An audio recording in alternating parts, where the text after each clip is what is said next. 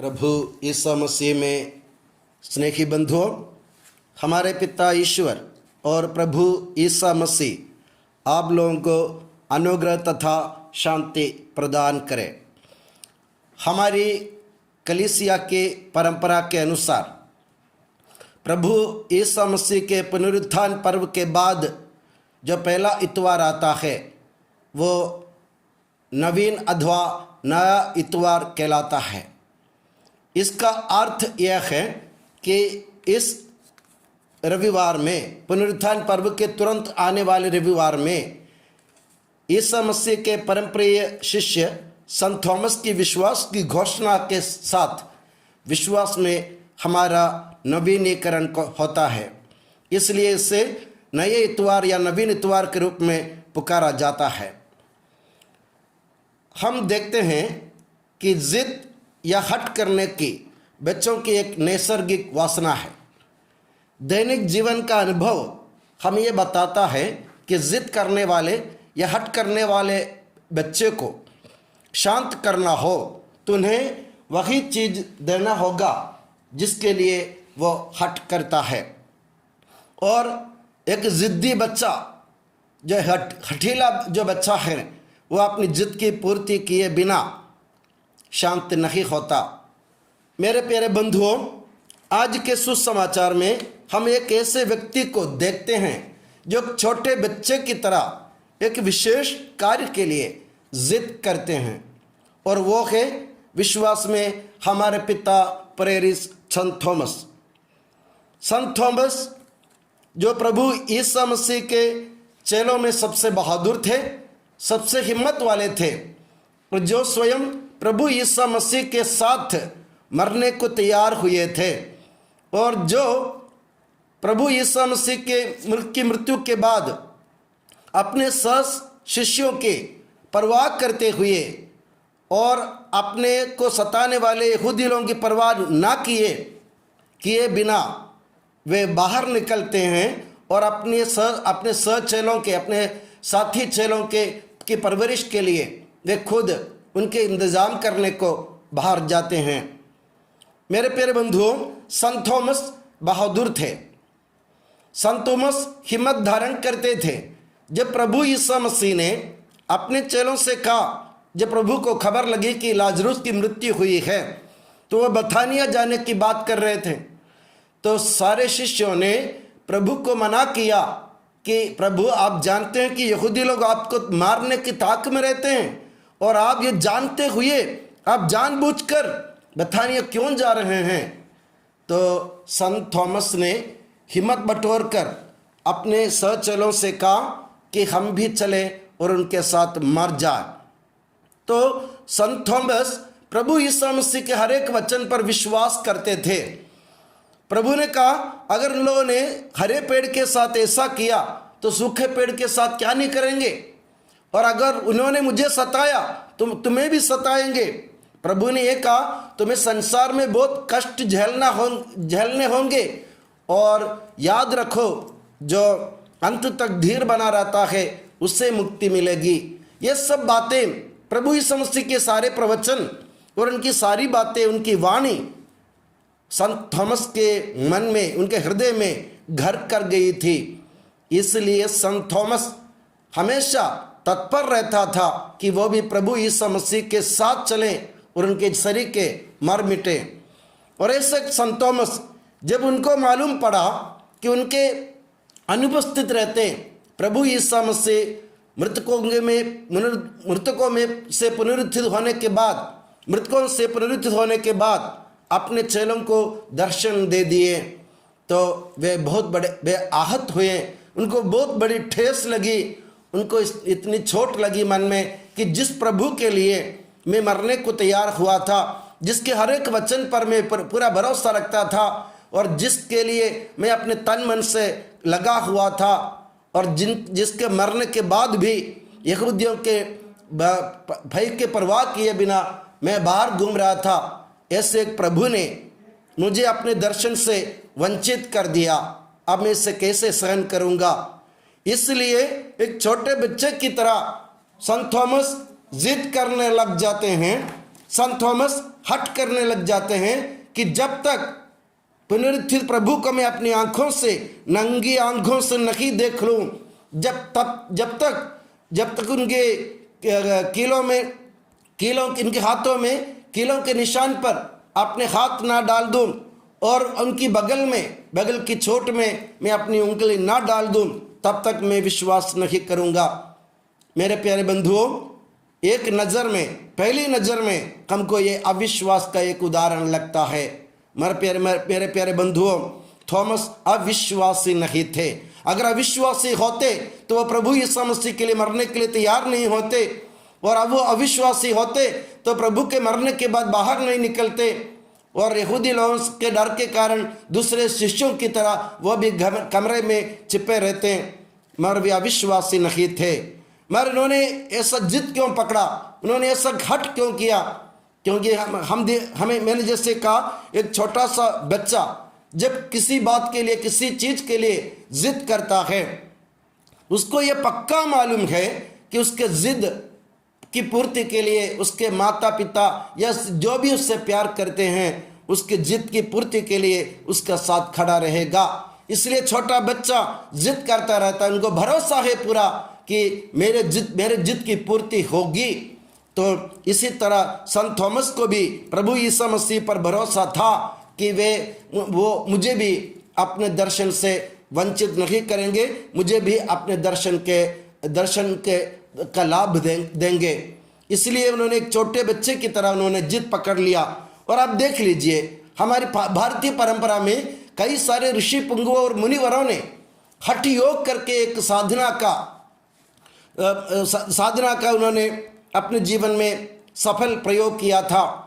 जो ऋषिवर और मुनि पुंगव जो प्रभु ईश्वर के दर्शन के लिए, किसी विशेष मतलब के लिए हठ करते हैं, वे अपने तन मन को प्रभु पर लगाते और प्रभु के दर्शन के लिए तरसते हुए वे जिज्ञासा के साथ प्रभु के आने के इंतजार करते थे।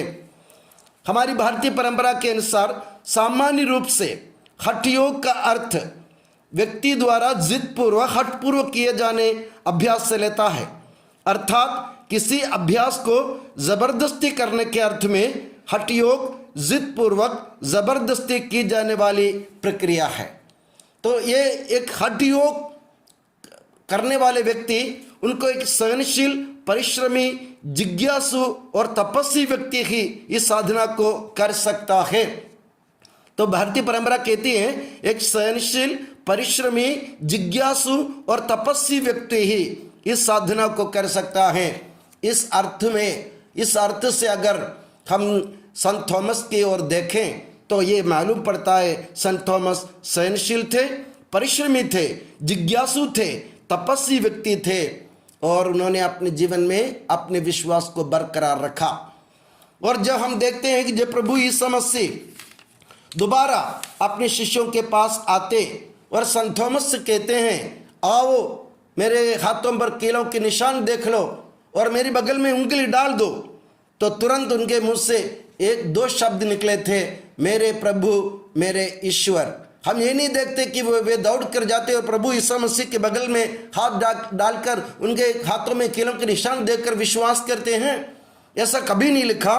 प्रभु के शब्द मात्र से उन्होंने ये स्वीकार किया, मेरे प्रभु, मेरे ईश्वर।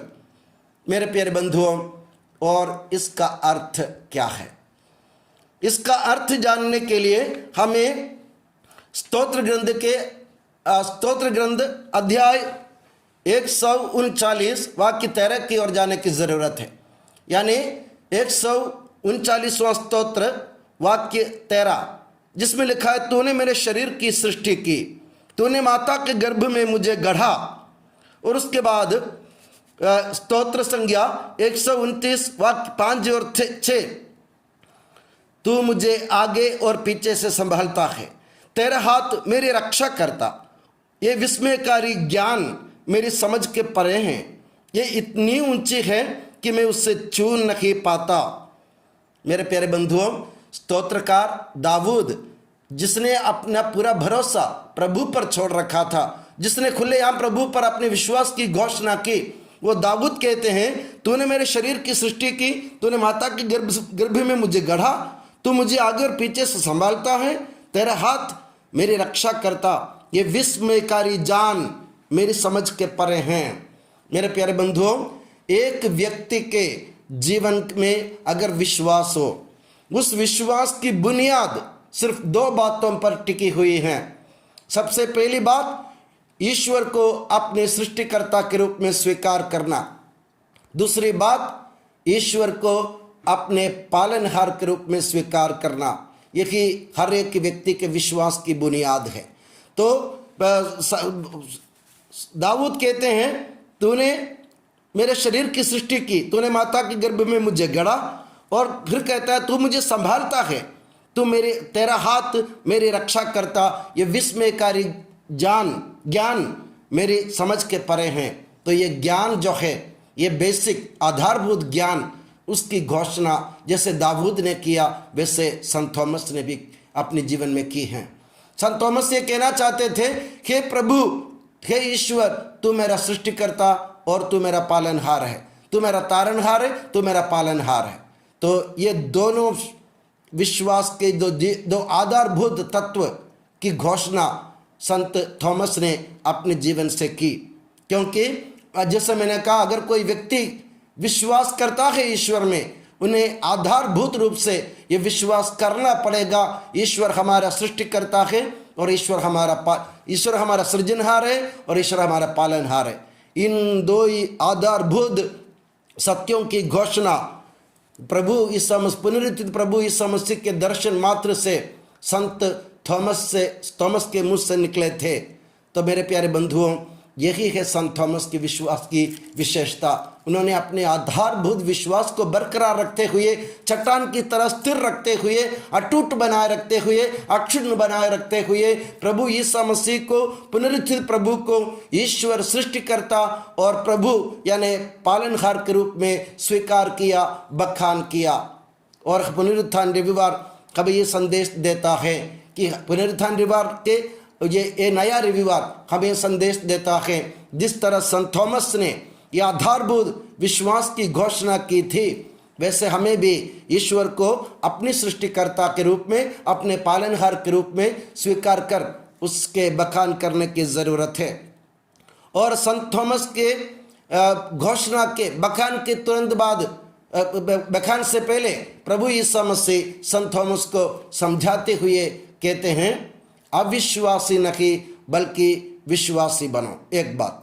दूसरी बात, प्रभु उनसे कहते, उनके घोषणा के बाद प्रभु कहते हैं, तुमने मुझे देखा और इसलिए विश्वास किया, मगर धन्य है वे लोग जो बिना देखे ही विश्वास करते हैं। मेरे प्यारे बंधुओं, इनमें 2 बात कलीसिया और यीशु मसीह हमको समझाना चाहते हैं। बात क्या है? सबसे पहले प्रभु ने कहा, अविश्वासी नहीं बल्कि विश्वासी बनो। प्रभु यीशु मसीह भली भांति जानता था कि 12 चेलों में से सबसे ज़्यादा विश्वास संत थॉमस के अंतर है। संत थॉमस सबसे बड़ा साहसी, बहादुर और विश्वास में अटल रहने वाला किला है, प्रभु को मालूम था। तो प्रभु ने ये चेतावनी संत थॉमस को नहीं दी कि अविश्वासी नहीं बल्कि विश्वासी बनो। ये चेतावनी हम लोगों की और हम लोगों को दी गई है कि हमें संत थॉमस की तरह विश्वास में अटल बने रहने की ज़रूरत है। ये प्रभु हमें चेता रहे हैं, प्रभु हमें चेतावनी पहले ही दे रहे हैं कि संत थॉमस की भांति विश्वास में अटल बने रहो। दूसरी बात, प्रभु कहते हैं, तो तुमने मुझे देखा और तुमने विश्वास किया, और धन्य हैं वे लोग जो बिना देखे विश्वास करते हैं। इसका अर्थ प्रभु संत थॉमस को भविष्य की ओर संकेत करते हुए संत थॉमस से कहते हैं कि तुम्हारे द्वारा बहुत सारे लोग बिना देखे ही मुझ में विश्वास करेंगे, मुझे सुने बिना मुझ में विश्वास करेंगे, मेरे स्पर्श किए बिना, मेरा अनुभव किए बिना लोग मुझ पर विश्वास करेंगे तुम्हारे कारण, और तुम्हारे कारण वे लोग धन्य होंगे। तो प्रभु यीशु मसीह के कहने का मतलब यह है कि संत थॉमस उनके प्रभु यीशु मसीह में उनके विश्वास के कारण, उस विश्वास को हस्तांतरित करने के कारण हमें भी धन्य बनाएंगे। आज आप सोचिए, सिरो मलबार कलीसिया में सीरो मलबार कलीसिया का उदाहरण आप देखिए। सीरो मलबार कलीसिया जैसे तेजस्वी, बुलंद और ज्वलंत कलीसिया इस दुनिया में नहीं है। कारण यह है कि संत थॉमस ने अपने विश्वास के, अपने मजबूत विश्वास के कारण, अपने ठोस विश्वास के कारण और अपने किला जैसे अटल विश्वास के कारण, चट्टान जैसे अटूट विश्वास के कारण हम लोगों को विश्वास दिलाया। और उस विश्वास के कारण बिना देखे, बिना सुने, बिना स्पर्श किए, बिना अनुभव किए हम लोगों ने प्रभु पर विश्वास किया और हम लोग धन्य हो गए। इसलिए हमारी कलीसिया बहुत सारी विपत्तियों के बीच में, बहुत सारे कष्ट तकलीफों के बीच में भी, बहुत सारे जबरदस्ती के मामलों के बीच भी आज हमारी कलीसिया, सीरो मलबार कलीसिया अगर टिकी हुई हैं तो इसलिए हैं कि हम लोग प्रभु यीशु मसीह में संत थॉमस के विश्वास के कारण, उनकी घोषणा के कारण, बिना देखे, बिना अनुभव किए, बिना स्पर्श किए हमने यीशु मसीह में विश्वास किया। इसलिए हम धन्य हैं और हमारी कलीसिया धन्य है। इसकी नींव कोई नहीं तोड़ सकता, इसकी नींव कोई नहीं खोद सकता, इसकी नींव कोई नहीं हिला सकता, क्योंकि हमारी कलीसिया अटल किला है। क्योंकि हम लोग इस संत थॉमस के कारण, यीशु मसीह में अपने विश्वास के कारण धन्य हो गए हैं। तो मेरे प्यारे बंधुओं, अब हमें क्या करने की ज़रूरत है? ये नए इतवार में हम अपने विश्वास का नवीनीकरण करें। हम अपने विश्वास को परखें और देखें कि मैं प्रभु में किस तरह अपने विश्वास की घोषणा करता हूँ। प्रभु यीशु मसीह में अपने विश्वास के कारण जिस तरह संत थॉमस ने किसी और की परवाह नहीं की, दुश्मनों की परवाह नहीं की, दुनिया की परवाह नहीं की, अपने मारने वालों की परवाह नहीं की, बल्कि उन्होंने सबके सामने हिम्मत के साथ उन्होंने घोषणा की, प्रभु यीशु मसीह ईश्वर है, यानी सृजनहार है और पालनहार है। वही हमारा संरक्षण कर सकता है, वही हमें मुक्ति दिला सकता है। और इसी विश्वास को लेकर उस जमाने में जब कोई साधन यात्रा की सुविधा नहीं थे, सफ़र करने के साधन उपलब्ध नहीं थे, ऐसे एक ज़माने में एक अनजान देश में अज्ञात लोगों के साथ सामने आकर उन्होंने यीशु मसीह में अपने विश्वास की घोषणा की और उनके विश्वास की घोषणा से हम धन्य हुए और आज हमारी कलीसिया धन्य है और इसलिए वो आज तक अपनी जगह कायम है। तो मेरे प्यारे बंधुओं, हम भी कोशिश करें कि अपने जीवन से संत थॉमस की भांति विश्वास में अटल रहें, उसकी घोषणा करें और हमेशा साधन बन जाए, दूसरों के लिए धन्यता का साधन बन जाए। हमारे जीवन से जो भी प्रभु यीशु मसीह को सुनते हैं, जो भी प्रभु यीशु मसीह का स्पर्श करते हैं, जो भी प्रभु यीशु मसीह का अनुभव करते हैं, वे भी हमारे जैसे, हमारी कलीसिया के जैसे धन्य हो जाए और हमारी कलीसिया और ईश्वर के राज्य का विस्तार हो। और हम ये उम्मीद करते हैं कि प्रभु यीशु मसीह संत थॉमस की भांति हमें भी विश्वास में दृढ़ बनाए रखे और छोटे बच्चे की तरह प्रभु के सामने हम भी जिद करना सीखे, हट करना सीखे, कारण हमारा विश्वास प्रभु पर अटल है, अमर है, अटूट है। तो मेरे प्यारे बंधुओं, आओ हम सब मिलकर के प्रयास करें और इस विश्वास को बरकरार रखें। बरकरार रखना मात्र न कि उसका बखान करें और अपनी आने वाली पीढ़ी को उसके सही साट, उसके सही तरीके से उसको हस्तांतरित करें। और मैं दुआ करता हूँ विश्वास में हमारे पिता संत थॉमस और माता मरियम और प्रभु यीशु मसीह आप लोगों को हमेशा अपनी नियामत की छत्र छाया में सुखी और सुरक्षित रखें। पिता, पुत्र और पवित्र आत्मा के नाम पर